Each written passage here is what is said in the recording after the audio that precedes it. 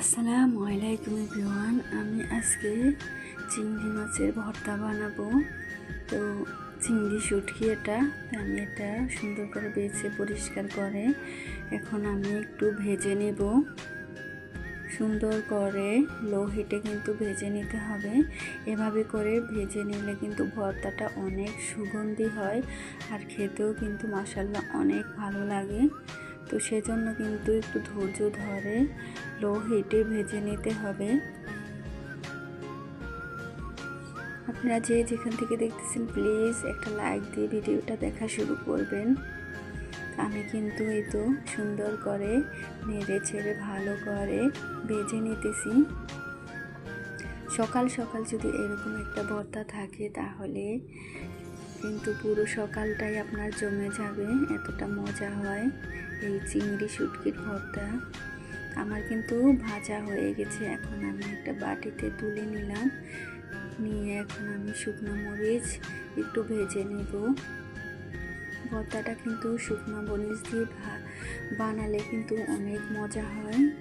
তো সেজন্য কিন্তু শুকনো মরিচটাকেও সুন্দর করে ভেজে নিতে হবে। আমি কিন্তু বোটগুলো ছিঁড়ে ফেলে দিয়ে সুন্দর করে ভেজে নিতেছি। বোটা সহ ভাজতে গেলে মরিচটা সুন্দর করে ভাজা হয় না। আর এখানে আমি চুলায় একটা 2টা টমেটো দিয়ে দিয়েছি, টমেটোর ভর্তা বানাবো। তো টমেটোটা যদি একটু পুড়ে নেওয়া হয় তাহলে কিন্তু খেতে অনেক ভালো লাগে।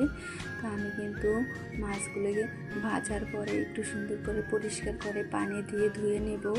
এই চিংড়ি শুটকির সাথে কিন্তু অনেক বালি থাকে, তো সুন্দর করে কিন্তু সেজন্য ধুয়ে পরিষ্কার করে নিতে হবে। তা না হলে কিন্তু দাঁতের নিচে বালি বালি পড়তে পারে, সেজন্য কিন্তু অবশ্যই ভালো করে ধুয়ে নিতে হবে। আমি কিন্তু সুন্দর করে পানি থেকে মাছগুলো তুলে নিতেছি। এভাবে করে আমি কয়েকবার ধুয়ে নেব। নিচে কিন্তু অনেক বালি জমেছে। এই চিংড়ি শুটকিটা কিন্তু ভর্তা বানালে সবাই অনেক পছন্দ করে। আমি কিন্তু কয়েকবার এরকম করে ধুয়ে নেব। আপনাদের বোঝার সুবিধার্থে কিন্তু আমি ভালো করে প্রসেসগুলো দেখিয়ে দিতেছি। এই প্রসেসগুলো যদি ফলো করেন তাহলে কিন্তু আপনারাও বাসায় এরকম মজাদার ভর্তা বানিয়ে খেতে পারবেন। তো আমার কিন্তু মাছগুলো ধোয়া হয়ে গেছে। এখন আমি বড় সাইজের একটা পেঁয়াজ নিয়েছি ছিলে, এটা এখন সুন্দর করে কেটে নিব। পেঁয়াজটা যদি একটু বেশি হয় ভর্তাটা কিন্তু ভালো লাগে খেতে। আমি এখানে রসুন দেব না, শুধু পেঁয়াজটাই দেব চিংড়ি শুটকির সাথে। আমি সুন্দর করে কিন্তু কেটে নিতেছি।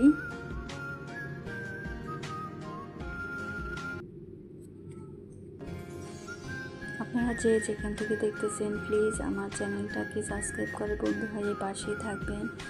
যারা এখনও করেননি দেখতে থাকুন, দেখতে দেখতে যদি ভালোবাসা তৈরি হয় তাহলে ভালোবেসে আমার চ্যানেলটাকে সাবস্ক্রাইব করে বন্ধু হয়ে পাশে থেকে যেতে পারেন। আমি কিন্তু সুন্দর করে পেঁয়াজগুলোকে কেটে নিতেছি।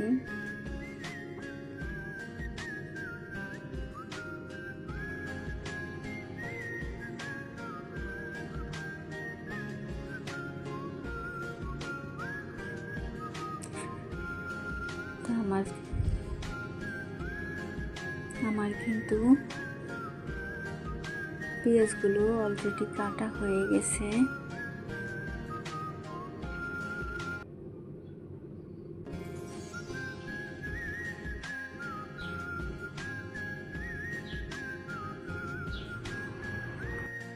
আমি পেঁয়াজগুলো এখন তুলে নিয়ে ধনিয়া পাতাগুলো একটু কেটে দেব, কারণ ধনিয়া পাতাগুলো যদি এমনিতে বাটা হয় তাহলে কিন্তু অনেক আঁশ থেকে যায়, কেটে দিলে কিন্তু এই আঁশটা আর থাকবে না। তো সেজন্য কিন্তু ধনিয়া পাতাগুলোকে সুন্দর করে যদি ছোট ছোট করে কেটে দেওয়া হয় তাহলে কিন্তু আর আঁশটা থাকে না, সুন্দর করে ভর্তার সাথে বেটে দেওয়া যায়। তো সেজন্য আমি এই তো দেখতেই পাচ্ছেন সুন্দর করে কিন্তু ছোট ছোট করে কুচি কুচি করে কেটে নিয়েছি।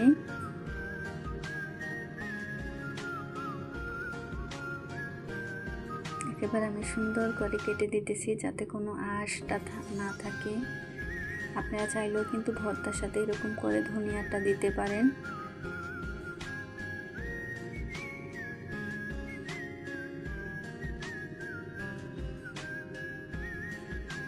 তো আমি এখন শিল পাটায় ভর্তাটাকে বেটে নেব। তো সেজন্য আমি পরিমাণ মতো লবণ, মাছ আর পেঁয়াজ, মরিচ, তারপরে ধনিয়া পাতা সবগুলো একসাথে দিয়ে দিব। দিয়ে সুন্দর করে শিলপাটা বেটে নেব। একটু কষ্ট হলেও শিলপাটা যদি ভর্তাটা বানানো হয় তাহলে কিন্তু খেতে অনেক ভালো লাগে। এখন অনেকেই দেখি ব্লেন্ডারে ভর্তা বানায়, আসলে শিলপাটার স্বাদটা কি আর পাওয়া যায়? একটু কষ্ট করলে কিন্তু আমরা অনেক মজাদার এই ভর্তাটা কিন্তু খেতে পারি। কথায় আছে কষ্ট করলে কেষ্ট মেলে। তো আমি কিন্তু সুন্দর করে মিহি করে ভর্তাটাকে বানিয়ে নেব।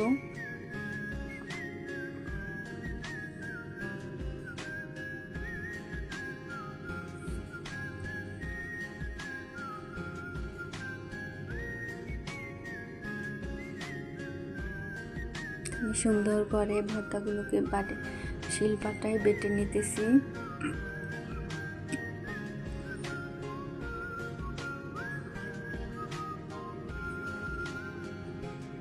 ভর্তাটা যদি একটু মিহি হয়, চিংড়ি মাছের ভর্তাটা কিন্তু খেতে ভালো লাগে, আর আস্তে আস্তে থাকলে কিন্তু ভালো লাগে না। তো আমি সেজন্য কিন্তু 2টা পাটা দেব।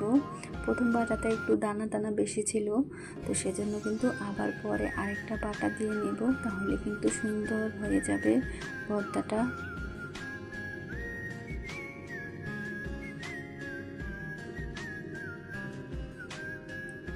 আমার কিন্তু একটা পাটা দেওয়া শেষ হয়ে গেছে। এখন আমি আরেকটু বেটে নেব,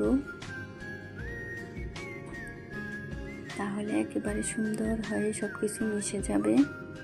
তো আমার কিন্তু বাটা হয়ে গেছে। আমার এক রকমের ভর্তা কিন্তু অলরেডি হয়ে গেছে। মাশাআল্লাহ, দেখুন কতটা সুন্দর হয়েছে চিংড়ি মাছের ভর্তা। দেখেই তো লোভ লাগছে, তাই না? আর এখানে কিন্তু আমি আগে যে টমেটোগুলো পোড়া দিয়েছিলাম, এখন আমি একটু উল্টে দিব। একটু যদি সুন্দর করে পোড়া হয় তাহলে কিন্তু পেলেবারটা অনেক সুন্দর আসে। তো আমি কিন্তু এখন উপরে সিল্কাটা সুন্দর করে পেলে পরিষ্কার করে নিতেছি। এটা কিন্তু ধোয়া যাবে না, এটা না ধুয়ে সুন্দর করে ছিলকাগুলো উপর থেকে ফেলে দিলে হয়ে যাবে। আর আমি একটু শিল দিয়ে পাটা দিয়ে একটু থেতলে নেব, তাহলে কিন্তু ভর্তাটা সুন্দর হবে আর আস্তে আস্তে থাকবে না। আমি প্রথমে মরিচ দিয়েছি। এই ভর্তাটা যদি একটু ঝালটা বেশি দেওয়া হয় তাহলে কিন্তু অনেক ভালো লাগে। আর বিশ্বাস করবেন কিনা জানি না, এই ভর্তাটা গরম ভাতের সাথে এত মজা লাগে, আপনারা যদি না খান তাহলে বুঝতেই পারবেন না যে এই ভর্তাটা কতটা মজা। যেমনি গ্রান হয়, পুরো একটা গ্রাম ফ্লেভার আর ভর্তা, মানে সব মিলিয়ে কিন্তু একেবারে অসাধারণ। এই এক রকমের ভর্তা দিয়ে কিন্তু আপনি পেট ভরে ভাত খেয়ে উঠতে পারবেন, এতটা মজা হয়। তো আমি কিন্তু সুন্দর করে একটু একেবারে পিষে নিচ্ছি না, আমি কিন্তু হালকা করে একটু ভেঙে ভেঙে নিতেছি। দেখতেই পাচ্ছেন হালকা আলতো হাতে কিন্তু একটু পিষে নিতে হবে, যাতে একেবারে মিশে না যায়, একটু দানা দানা থাকে। তো আমার কিন্তু মেশা হয়ে গেছে।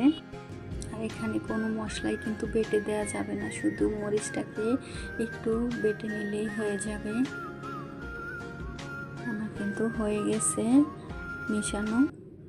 তো এখন আমি এখানে কি করব দেখতে থাকুন, দেখে আপনারাও বাসায় এরকম মজাদার একটা ভর্তা বানাতে পারবেন।